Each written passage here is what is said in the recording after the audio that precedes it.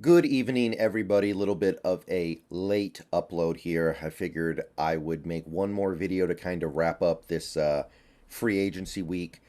It's not the only video that's going to be a wrap up. There's going to be some videos over the next couple days that kind of go over where we stand now after the first week of free agency. But tonight, I wanted to talk about basically what remains.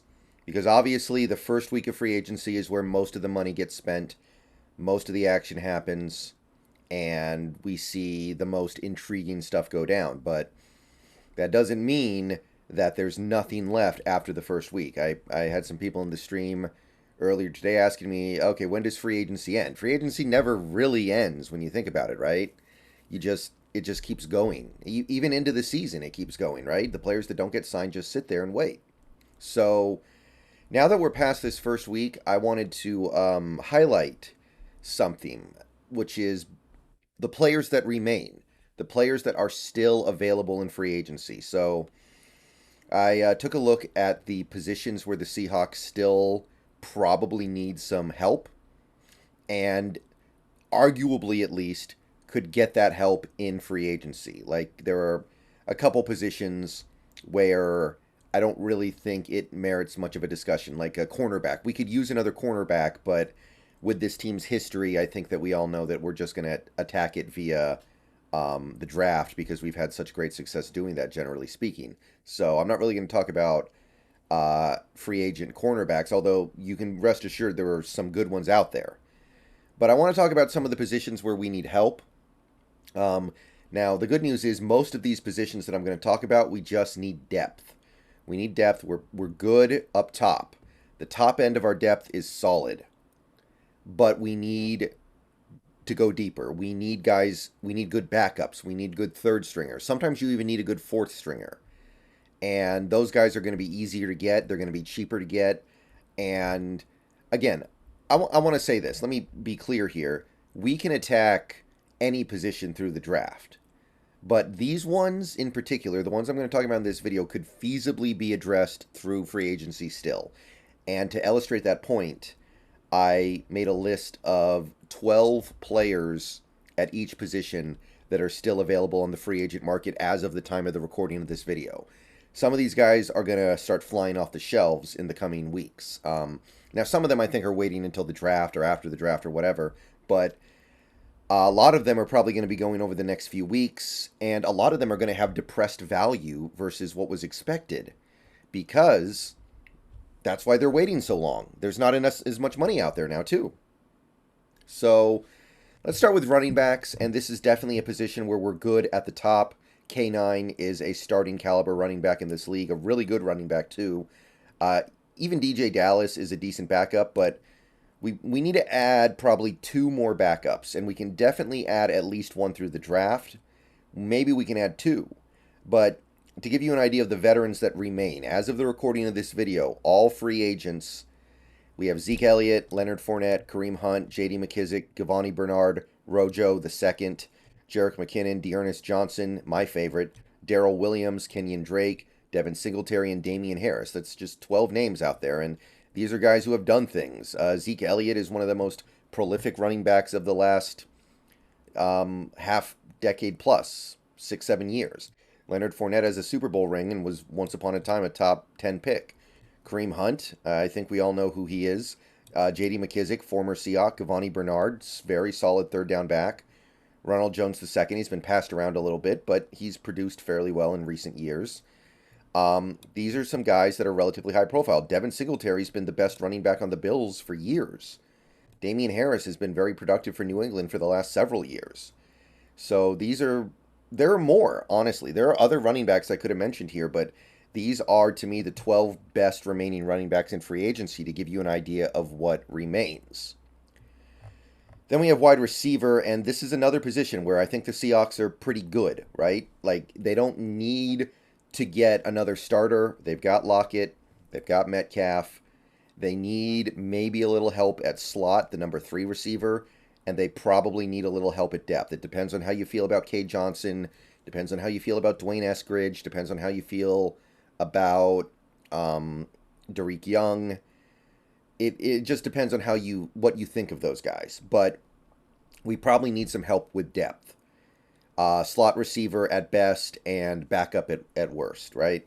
So the guys remaining, you got Adam Thielen, Robbie Anderson, or Chosen Anderson, Nelson Aguilar, DJ Chark, Jarvis Landry, Olamide Zacchaeus, Isaiah McKenzie, who got released earlier today, Mac Hollins, Jamison Crowder, Keelan Cole, Marquise Goodwin, former Seahawk, and Mecole Hardman. And again, this is just the top 12. There are other guys out there as well, but if you look at this list of 12 guys, Adam Thielen has had a very prolific career in Minnesota. Robbie Anderson has had good years.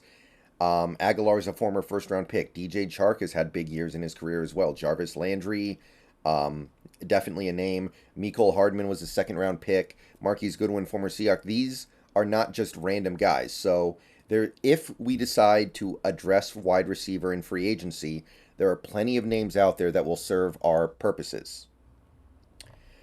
All right, two more positions on the offense here. We're going to talk about guard and, generally speaking, interior offensive line. Now, this is going to be a little different. I'm going to do 8 left guards, 8 right guards, 8 centers, because we kind of understand that sometimes the interior offensive line positions are ubiquitous. So you can get a left guard, move him to right guard, and it's not the end of the world. You can get a center, move him to guard, not the end of the world. You can get a guard, move him to center, not the end of the world. Sometimes. It just depends. Sometimes it is the end of the world, like it was with Ethan Posick. But sometimes it's not. So, with that being said, we're going to take a look at these guys. These guys I view as being left guards right now. These 8 guys, to me, are left guards. All still available as of this video's recording. Some of these guys you probably recognize. Some of them you probably don't. But the point is, there's somebody out there. And again, I want to stress this. We have our starter at left guard. We need depth. We need assistance with depth here. Matt Filer, Justin Pugh, Dalton Risner, Elijah Wilkinson, Max Garcia, Colby Gossett, Matt Skura, and Roger Saffold. I mean, Roger Saffold's, he's had a pretty long, illustrious career. Most of us know his name. He's been around for a while. Elijah Wilkinson was a really successful tackle for a while before moving to guard last year. Dalton Risner, second-round pick over there in Denver. I think we're pretty familiar. Justin Pugh has had a pretty decent career across New York and Arizona. So some names remain. Right guards, you've still got Trey Turner. You've got Isaac Suomalo. You've got A.J. Cann, Jesse Davis, Greg Van Roten, Ode Ibushi, my favorite, Michael Schofield, and Matt Scarpling. I mean, Isaac Suomalo, I don't know why he's still available, but he's one of the best right guards in the league. He's probably out of our price range, but maybe I'm wrong. Maybe there's no money for him. Maybe nobody wants to pay a right guard that kind of money. Maybe he'll end up taking a mid-level deal, a $5 to $6 million a year. And at that point, would you rather have Suomalo for $6 million or Phil Haynes for $4 million? I know the answer to that. So even though technically right now we only need depth at right guard, you could go after a guy like Suomalo in theory. But if you're good with what you have, there are good guys for depth and competition. Ibushi, Greg Van Roten, both I think very good depth. Trey Turner has had a relatively successful career as a guard. Getting a little bit older, but I still think he has some decent football in him. And Schofield has had success in his career as well. These are not just warm bodies.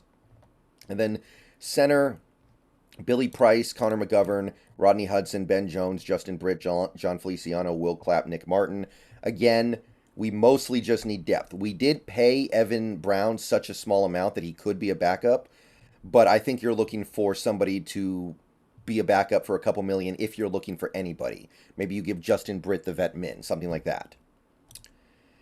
And those are the positions of note over on the offensive side of the ball. Again, for all of these, I mostly think we just need depth. Like right guard, maybe we could use somebody better than Phil Haynes to start, but it's not that big of a deal. Other than that, we're just looking to find guys who are willing to play for a couple $1,000,000, easily affordable, easily fittable into the salary cap. We're probably going to have to make some moves anyway to make room for Julian Love, so we'll be making moves for backups as well. And there's still plenty of guys left. Now let's go over to the defense, and this is an area of the team where we could use a little bit of star power. Starting with defensive end, keep in mind this is defensive end in a 3-4. And as of right now, Jarran Reed is starting at end for us. I'm not a huge fan of that. If we could do a little bit better than Jarran Reed at starter and then have Jarran Reed come off the bench, I would definitely like that. So you've got a couple of bigger names here. You've got guys like Matthew Ioannidis. To me, that would be the big get. I don't know if it's realistic to create enough money to afford him without going crazy, but he's got to at least be considered a possibility. You got Shelby Harris, our old buddy, and Quentin Jefferson, by the way. I did throw him on there. You could go pick them up for a much cheaper price in theory. Michael Brockers, Akeem Hicks, he's been around forever. Calais Campbell, of course. William Golston, Tyson Alualu, Chris Wormley, Kerry Hyder, another old friend, and Christian Covington. Now, we need help at the top of the depth chart for defensive end, but honestly, we also need help with depth. Like right now, one of our backup defensive ends would be Jared Hewitt.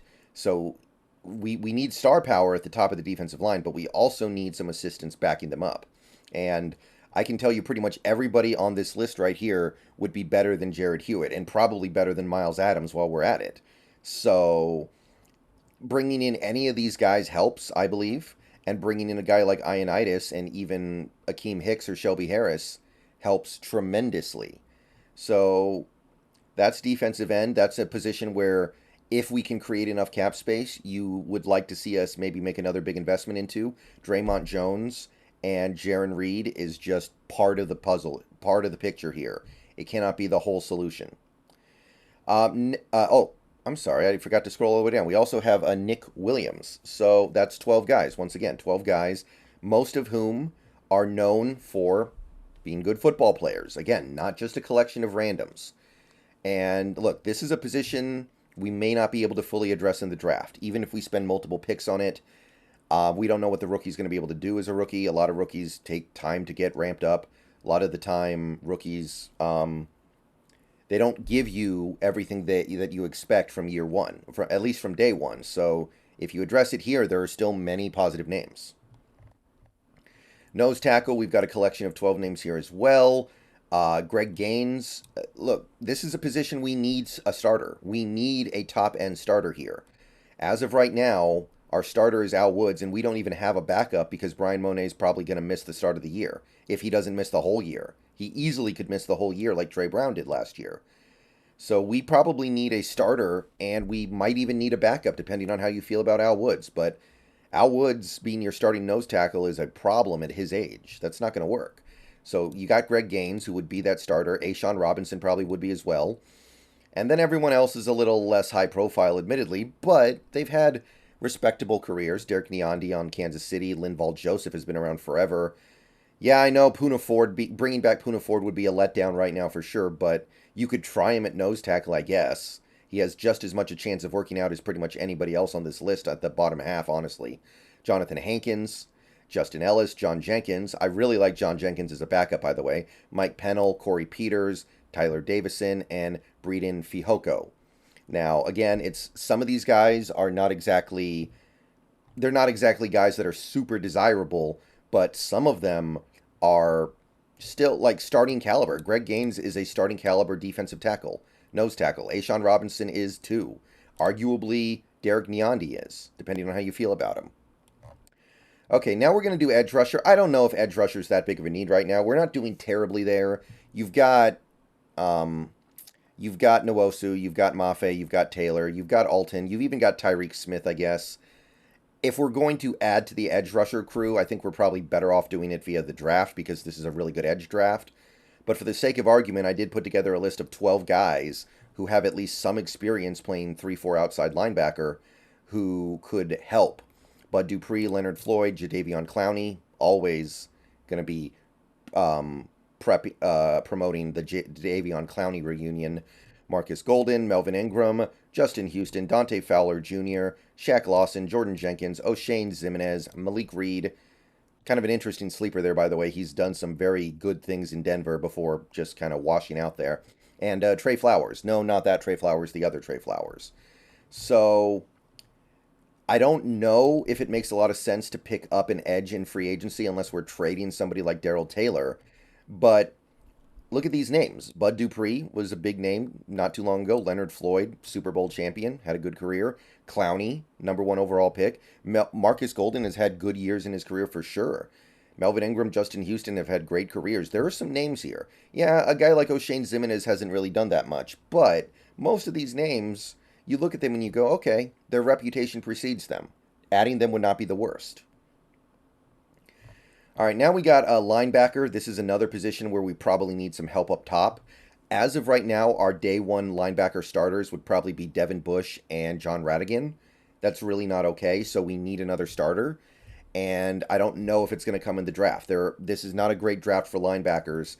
And the ones that I really like Trenton Simpson, may not be ready for day one. Arguably, none of them might be ready for day one. That's possible. That happens all the time. So we may need to pluck a starter from free agency. And even if we don't, we do need help with depth, because right now our inside linebacker depth is like, okay, before Jordan Brooks gets back, you're looking at V. Jones and Joshua Onujiogu playing out of position. So we need depth as well. So don't be shocked if we dip here for a veteran linebacker. Guys remaining: Bobby Wagner, Denzel Perryman, my two favorites, Zach Cunningham, Deion Jones, Miles Jack, Anthony Walker Jr., Corey Littleton, Quan Alexander, Jayon Brown, probably my favorite sleeper, somebody who is depth with the opportunity to become a good starter again, Tanner Vallejo, Camu Grugier-Hill, who I believe also has a little versatility as an outside linebacker, and we also have Eric Wilson. So, again, some of these names, not huge. Like guys like Tanner Vallejo, he's been a bit player for the Cardinals. Guys who have kind of proven they're past their prime, like Deion Jones, Anthony Walker Jr., but you've got Bobby Wagner, the future Hall of Famer. Denzel Perryman had a really nice year last year for the Raiders. Zach Cunningham has had a great career in Houston. So there remain quality names, quality players, quality pieces. Obviously, we don't have enough money to add all of them or even most of them, but we can create enough money to add a couple. And at most of these positions, I'm going to say it again, we do just need depth. You can address that in the draft. You can even address it in UDFA. There's probably going to be a running back in UDFA that you can just scoop up and feel okay about as your fourth string running back. But if you want to continue to hit free agency, which I think the Seahawks probably will one way or the other, there are guys. There are definitely guys. All right, so that's my video going over the remaining free agents that I think the Seahawks should have on their list. And once we create money, and I'm going to talk more about money this weekend, so don't worry about that. I'll try to hash out exactly what the Seahawks might be sitting on here in terms of remaining cap. And yeah, we're going to figure it out. We're going to see how much money we can create, how much money we have, and whether or not we're actually able to go after any of the guys that I just covered in this video. Probably streaming on Twitch in not too long here. Horizon Forbidden Dawn, or Forbidden West. Hope to see you there. Go Hawks. Let me know what you think. Who are you targeting? Who do you like? Did I miss anybody? Let me know what you think.